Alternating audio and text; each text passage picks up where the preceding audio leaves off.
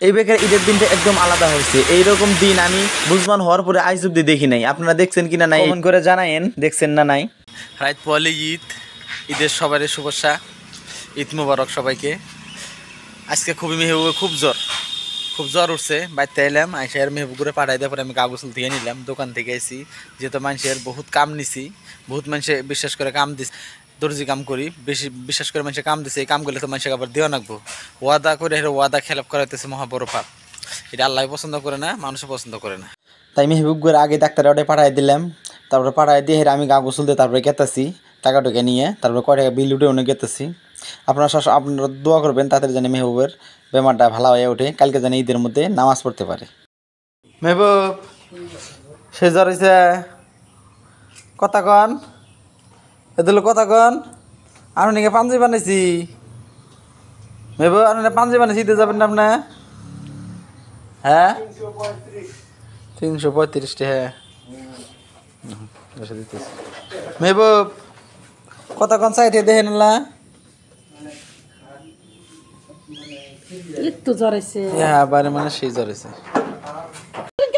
জ্বর হয়েছে, আল্লাহ আমার বাইক ভালো করবে। বালাই যাও, আল্লাহুম্মা শাফি, আল্লাহুম্মা মাফি, কারণ আল্লাহুম্মা শাফি, আল্লাহুম্মা শাফি, হ্যাঁ আল্লাহুম্মা মাফি, আল্লাহুম্মা শাফি।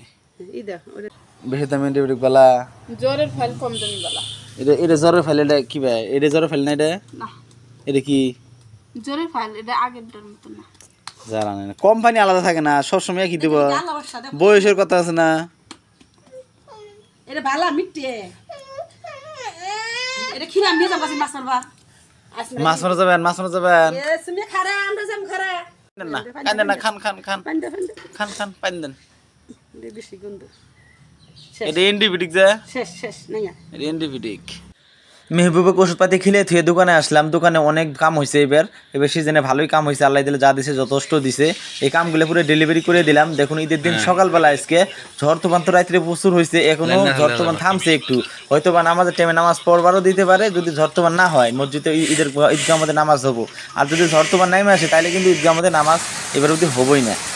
নামাজের কয়েক মিনিট আগে দেখুন, কিছুক্ষণ আগে দেখুন পুরো ঝড় তুফান লাগিয়ে নেমে গেছে। পুরো দেখুন না, পুরো ঝড় তুফান নামছে।